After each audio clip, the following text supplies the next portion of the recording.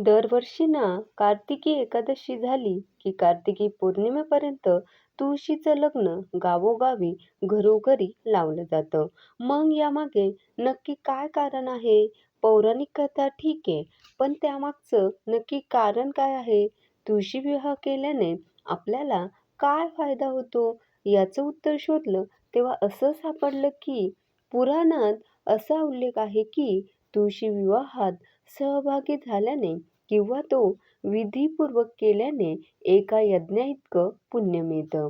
त्याचबरोबर ज्यांच्या घरात लग्नासाठी मुला-मुलींसाठी स्थळ बघितले जात आहे, म्हणजेच ज्यांचा विवाह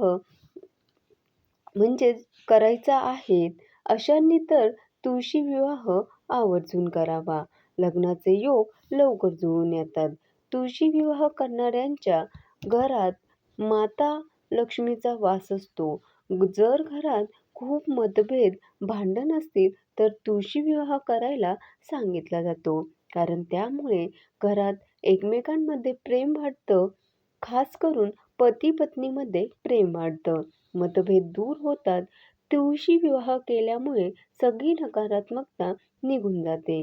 म्हणून तुम्हीही तुळशी विवाह नक्की करा. धन्यवाद.